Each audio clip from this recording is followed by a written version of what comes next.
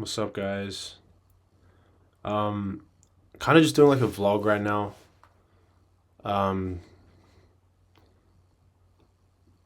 yeah, it's just I feel like doing a vlog. I don't know. I want to like look back on this in like a few months. That's working. I want to look back on this in a few months and be like, okay, it all works out. Cause like I don't know, bro. Like this music shit definitely feels hopeless right now. Like I don't know. I feel like I'm getting super old, and it's like I don't know. I've just seen so much behind the scenes with the music stuff, and you just realize like what it actually takes to even fucking crack through to like the top, which is fine. Like that's like any industry, but like you literally have to sell your soul to a degree to like pop off on social media. I mean, which is fine. Like I don't know what I'm bitching about. I think like yeah, like the Spotify Wrapped came out today, and like I've only fucking got like 11K streams this year. I'm like, dude, like how I've been making music since I was like 16, and this is like as far as I've gotten, which is fucking shit. But it's like I don't know. I'm like thinking there's like two parts in my head right now. It's like pivot into like doing joke shit, like just making it a fucking meme, because it already feels like a meme at this point. Like still pursuing it, or like two, just go full in on this country shit and just like try and knock that out of the park as best as possible. Even though like I'm new to country music and shit, but it's like that's the biggest shit right now. So it's like, and my skill set favors that. So there's those options, but like, dude, I don't know. Music scene is fucking weird, bro. It's fucking weird. Um,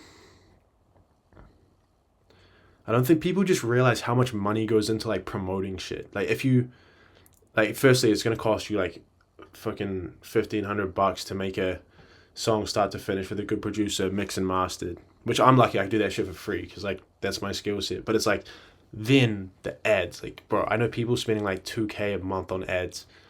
That is just like pushing their shit through Spotify and stuff. And it's like unless you can generate that organically by like every single day figuring out ways to get like at least like 50K views on a reel, then it's like it's not gonna happen. I don't know. It's a weird industry.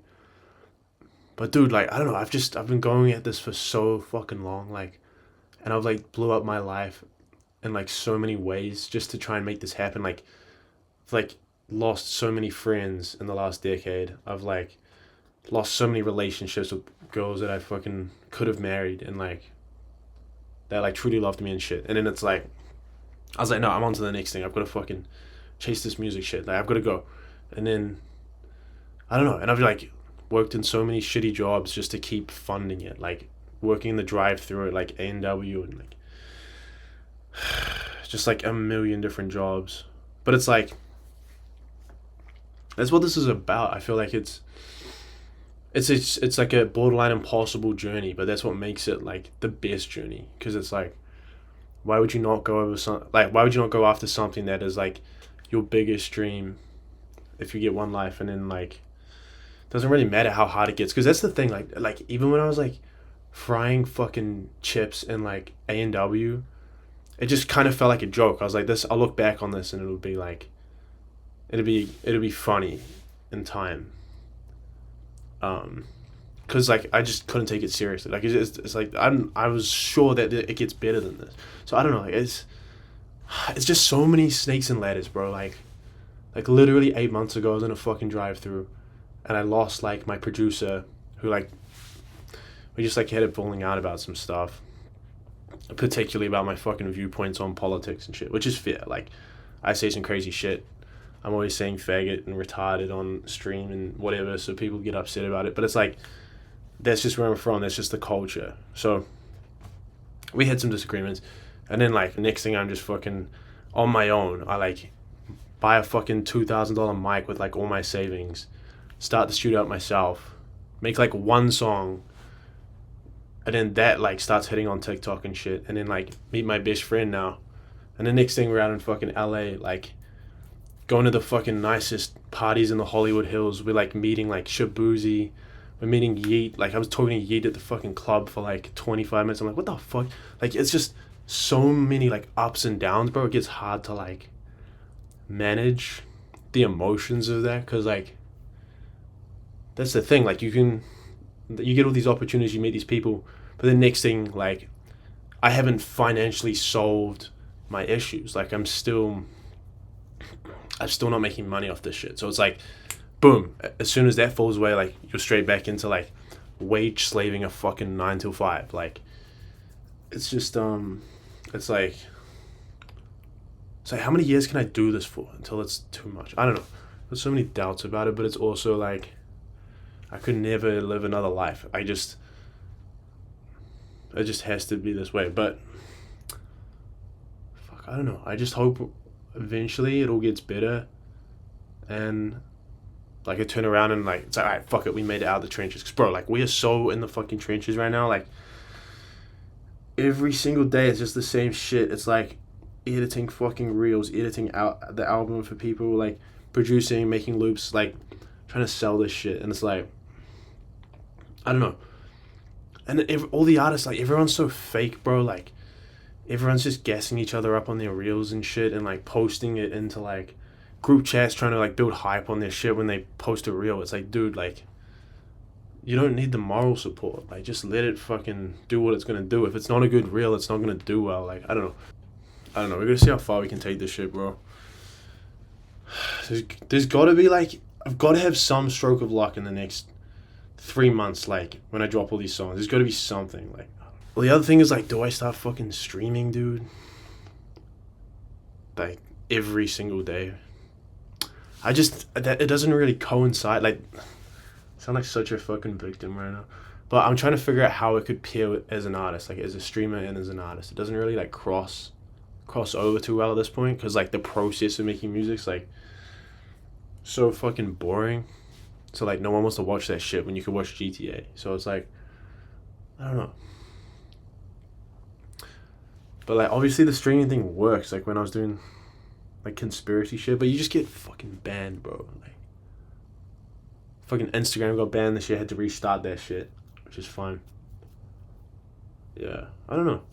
It's like everything could fucking change like so quick, because we'd finally have like, you're finally around the right people. There's so many people in LA that are just throw you one opportunity and you can make it. So that's kind of where our heads at, because you know we did, how long we were in LA, like a month. We did like a month in LA. It was like the most insane like experience of my life, bro.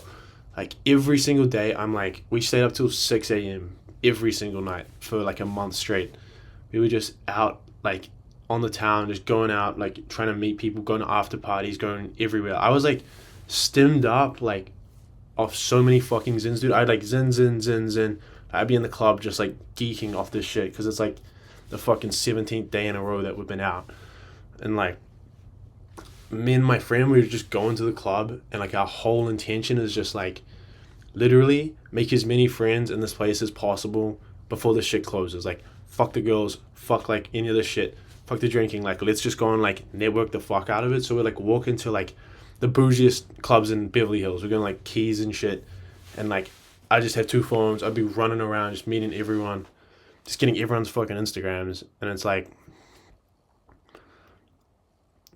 we met some cool people, but it's like hard to level up in the city, because like you kind of got to start it. We're starting on ground floor, so you get into LA. Like where do you begin? You don't know anyone. Like it's just like, I'm this motherfucker from Australia. Like how do I find like the right people?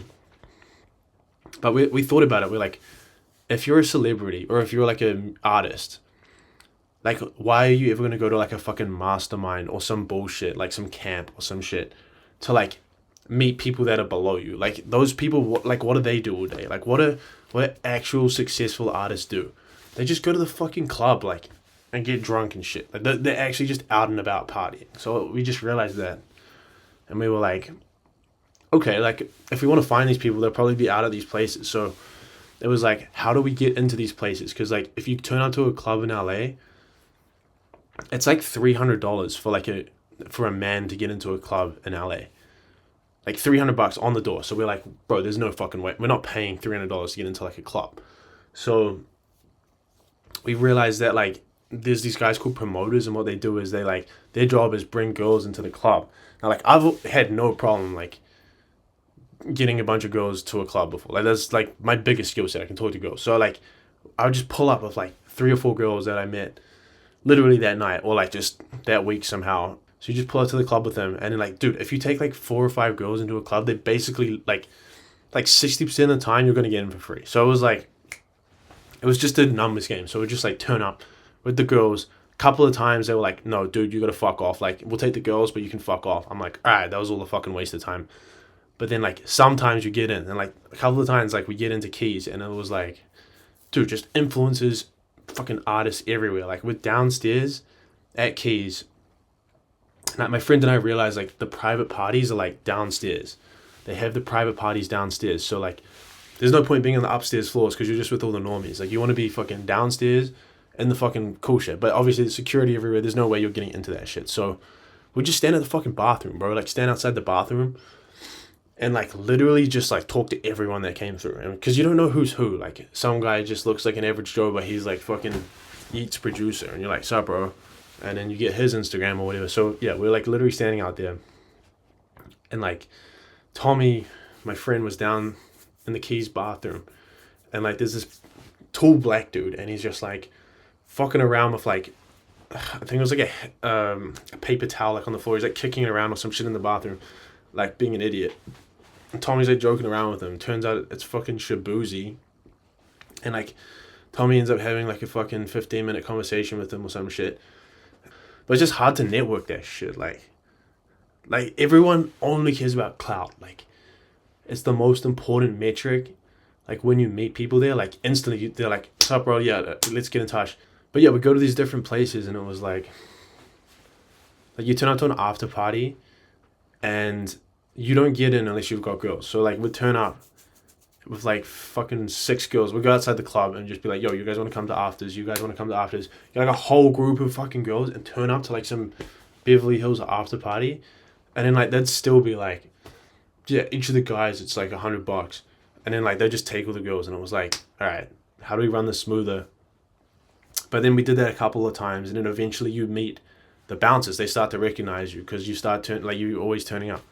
So like we meet these bouncers, and then like eventually they became cool with us, and they'd see you roll up with like girls and shit, and they'd be like, okay, this is helping our club. This is helping our like business. So, but we're like, how do we get to the next level? Because like you can meet all these people, but it's like, how do you actually climb to like the top of the music scene there? Like it's really like you probably just make shit happen so much quicker if you're cool with someone from a big label or some fucking I don't know. So that's the thing. And yeah, so we'll be back there in like March, I think. And if we get back there, it's like time to operate differently. We gotta fucking run that shit up, dude. There's like not much time left. There's just not a lot of time left. It just has to happen like 2026. It's really gonna fucking take off this year. It's really gonna fucking take off, dude. But yeah. What else was I talking about?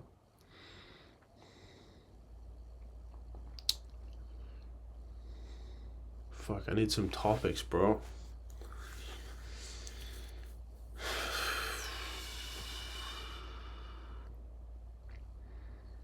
Anyway, good night.